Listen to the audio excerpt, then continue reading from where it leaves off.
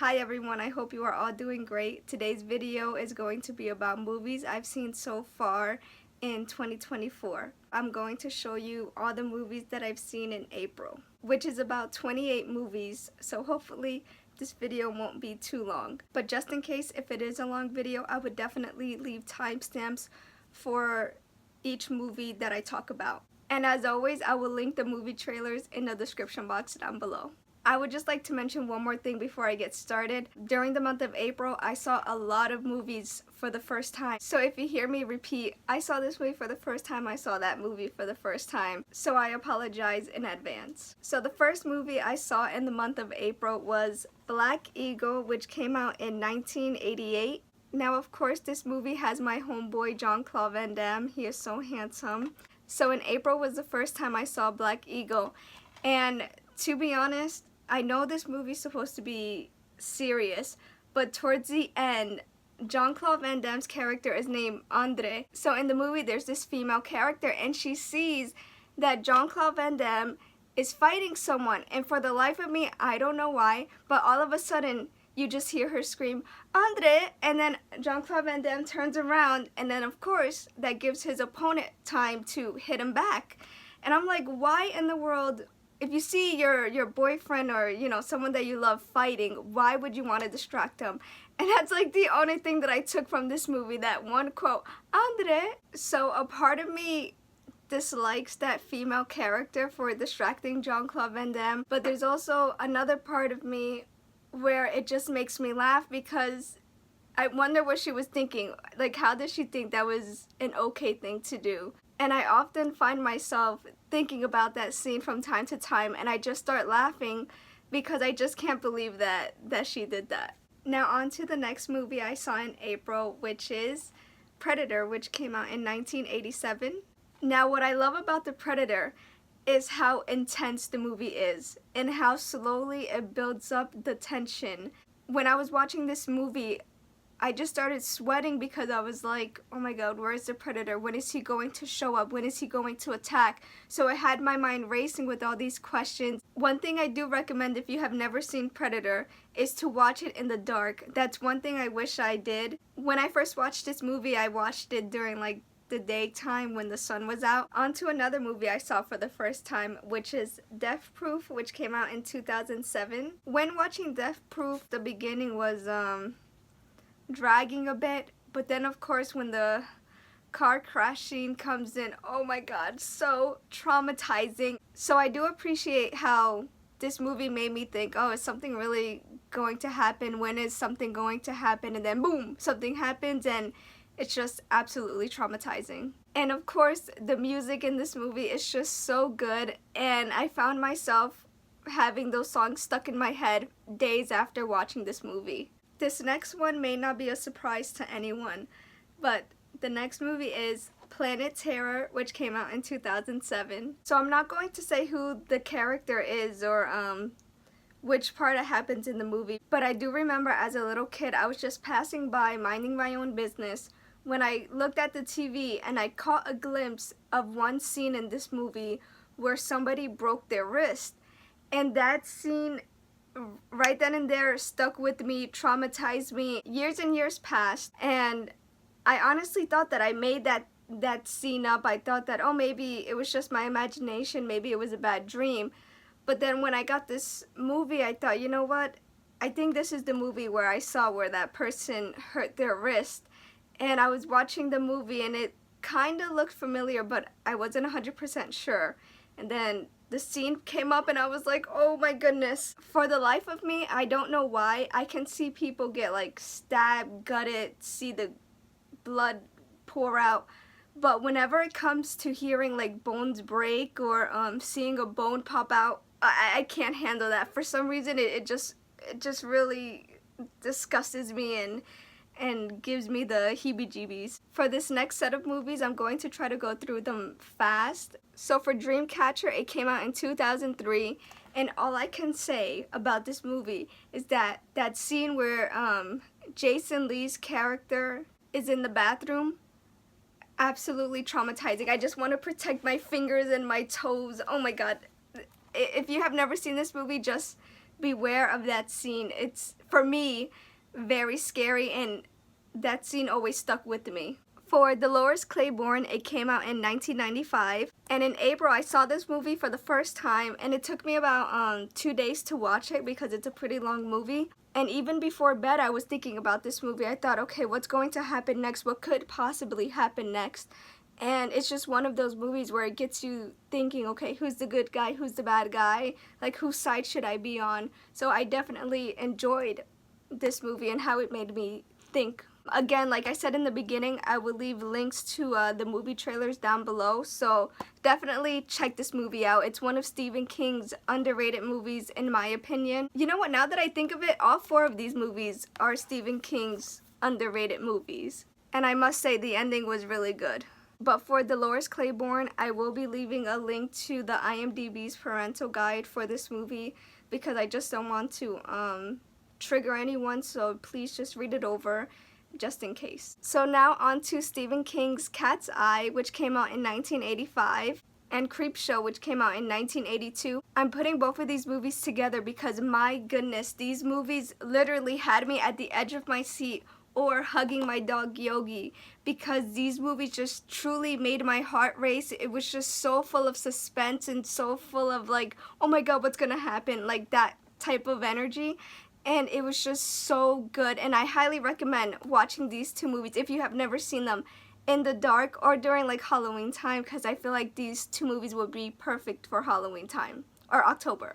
One thing I will say about Cat's Eye is that the scene where this young man had to walk around the ledge of the building, all around the building, the whole building on the ledge, that part really got to me. I kept gripping my seat and I'm like, oh my god, is he gonna fall? Oh my god, what's gonna happen? And I just kept thinking, if that was me on that ledge, when I get nervous, I start to giggle. So I can just imagine me like on the ledge, just start laughing. When you're laughing, you could possibly lose balance, especially if you're on a little ledge. And I just thought, oh my god, I don't think I could do it. I think I would be so nervous that I would start laughing and freaking out that I would just fall back. So one thing I want to say before I move on to the next set of movies is that the next 11 movies I saw with my grandma when she was spending time here at my house.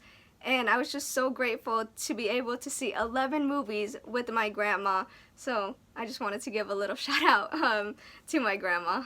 So the first movie I saw with my grandma was The Birdcage, which came out in 1996. And both my grandmother and I saw this movie for the first time together. For the character of Val Goldman, he kind of pissed me off because he wanted to hide the fact that he had 2 fathers, which are played by Robin Williams and Nathan Lane. And if you heard that bark, that was my dog Yogi in the background. But for those of you who don't know, I have 2 mothers and I love them both so dearly, and I would never try to hide the fact that I have 2 moms or try to force both of them to become something they're not. So for me, that was basically the reason why Val Goldman's character kind of pissed me off, because it made me think of both of my moms and how I thought like that's not okay to try to change your parents from who they are. So on to the next set of movies, which was basically an Arnold Schwarzenegger movie marathon. So to start it off, we have Twins on Top, which came out in 1988. And then we have Kindergarten Cop, which came out in 1990. And then we have the movie Junior, which came out in 1994.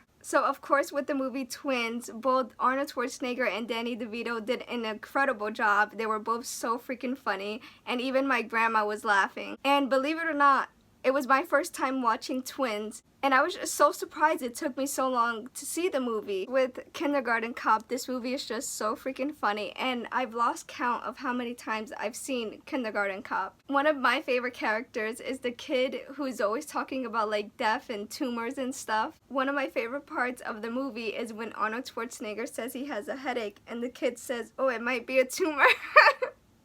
And then Arnold gets mad. It's the way he delivers the line that just makes me laugh. So now on to the movie Junior, which surprisingly has like a low rating on IMDb. As of July of 2024, it has a 4.7 out of 10 on IMDb. I don't want to get too political or ruffle anyone's feathers, but I did enjoy this movie, and to be honest, the part where Arnold Schwarzenegger says, "My body, my choice," honestly almost made me cry. Like, it made me tear up. But in that part, I had to like tell myself, don't cry, because for some reason it did get to me. But one thing I would like to mention for Junior is that, of course, this movie has its funny moments and, of course, serious moments. And I believe my grandmother and I saw Junior for the first time together because she was surprised that Danny DeVito and Arnold Schwarzenegger made another movie together. So this next movie is a classic. But since I saw it in April, it may be a little controversial. So the movie I'm talking about is Jingle All the Way, which came out in 1996. And while me and my grandmother were watching a bunch of Arnold Schwarzenegger movies, she was asking me about this one. And I said, oh yeah, I know what movie you're talking about. And I quickly came up here and I grabbed it and I went downstairs and I showed her the cover. And she said she wanted to see this one, so of course we saw it. Both Sinbad and Phil Hartman did an incredible job. One of my favorite quotes from Sinbad is "Ta-ta, Turtle Man," instead of Turbo Man. The next two movies I saw with my grandmother were Batman, which came out in 1989, and Batman Returns, which came out in 1992. And I'm surprised to say this, but for Batman and Batman Returns, it was my first time watching it. And I remember that morning I was on YouTube just playing random videos, random movie clips, and I had put one clip from the Batman movie, and once the video finished, my grandma said, "That's it? The movie's done?" And I said, "Oh, Grandma, I'm so sorry. It was a video. Do you want to see the full movie?" And she said yes, and I quickly got my butt upstairs and grabbed the DVDs. And it shouldn't be a surprise to me that my grandma likes certain action movies, but for some reason, it was just so surprising that she wanted to see the Batman movies. Unfortunately, we didn't get a chance to see Batman and Robin and Batman Forever, but hopefully the next time she comes over my house, we can watch those two movies together. These next four movies are the last movies I got to see with my grandma before she went back to her house. And these movies are Police Academy, which came out in 1984, Police Academy 2, Their First Assignment, which came out in 1985, and Police Academy 3, Back in Training, which came out in 1986.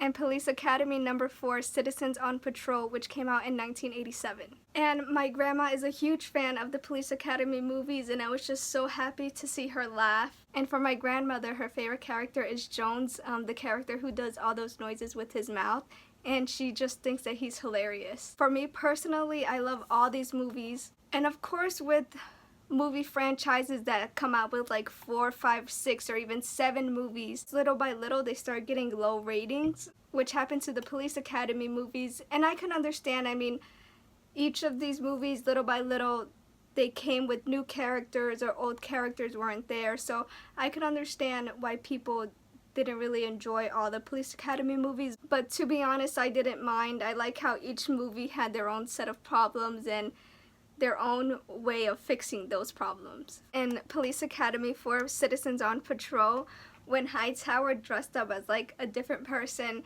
and he was doing that yama yama yama yama, that part makes me laugh every time I see that scene. So the next movie I saw in April, I consider an extremely rare and underrated movie, and the movie I'm talking about is No Retreat, No Surrender.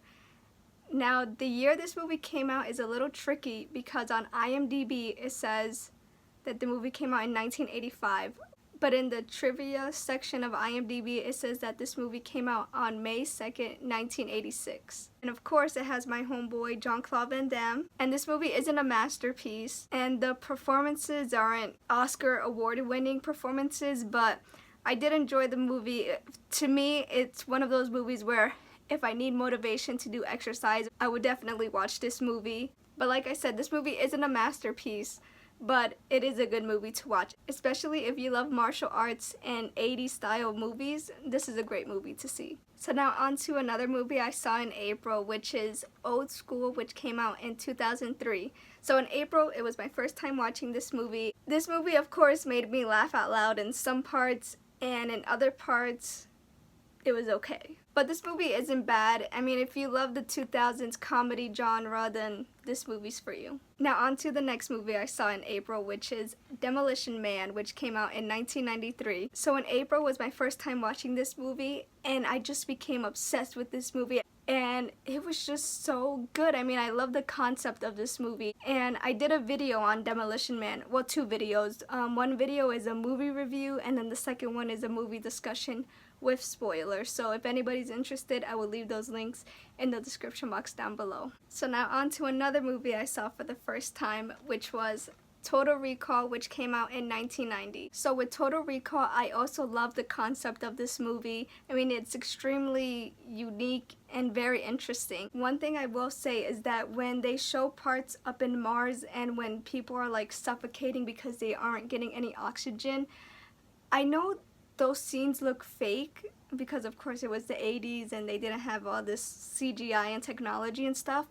But to be honest, those parts really freaked me out because I'm like, oh my god, does the human body really do that? Like, if you're not getting any oxygen, does your eyes like bulge out, you know? It was scary but also interesting to see those scenes. And one thing I would love to say is that I wish some movies still did like practical effects, because with all this CGI and computer stuff, I mean, you can tell it looks digital and not realistic. Like, sometimes they don't get the lighting right, or they don't just get something right, and I wish we can go back to a time where we just made stuff from scratch to make it look more realistic. So the next movie I saw in April is Cockneys vs. Zombies, which came out in 2012. Now with this movie, it wasn't my first time watching it. I actually watched it for the first time years and years ago with my cousin Cindy. So shout out to my cousin Cindy for showing me this movie. One thing I wish this DVD had was subtitles. Since a lot of the actors and actresses are British, I really didn't pick up on what they were saying. But other than that, some of the characters are extremely funny from what I can pick up on. One of my favorite characters in this movie is called Ray. Whenever he talks, whenever he curses, whenever he just says something, it's absolutely hilarious. Now on to the next movie I saw in April, which is Balls of Fury, which came out in 2007. Now I wish this movie had more of a cult following. I wish this movie had more hype around it. This comedy movie is extremely underrated and it's extremely hilarious. One thing I would like to mention is that in the deleted scenes, Christopher Walken's character says this quote that is just absolute genius. So I wrote down the quote and I would love to read it to you. The quote is, "It is easier to be cruel than wise. The road to wisdom is long and difficult, so most people just turn out to be assholes." And when I heard that quote, this was my reaction. I was just like, that is absolutely true, and that's an absolute genius thing to say, and I wish that they would have left it in the movie. The next movie I saw was Liar Liar, which came out in 1997. I must say this movie did make me chuckle a few times, but it didn't really make me laugh out loud. If you're looking for a random comedy movie to see, then Liar Liar is a good choice. So with this next movie, I can't believe it took me so long to watch this movie for the first time. And the movie I'm talking about is The Blues Brothers, which came out in 1980. So before ever watching The Blues Brothers, I was already obsessed with one of their songs called Everybody Needs Somebody to Love. So of course when watching this movie, I wasn't exactly sure when the song was going to pop up. And the song came towards the end of the film, and no lie, I started crying because I was just so happy and so excited, and I was just like, yes, they're playing my song, and I was just so freaking happy. Of course, the casting is fantastic, and I thought it was so awesome that they had Ray Charles in the movie, Carrie Fisher in the movie, and Aretha Franklin in the movie. And I honestly didn't know that those people were going to be in the movie. All I knew was that this movie was fantastic and a classic, and that it had fantastic songs. So now on to the last movie, and it's The People Under the Stairs, which came out in 1991. And I must say that this is one of the most underrated Wes Craven films ever.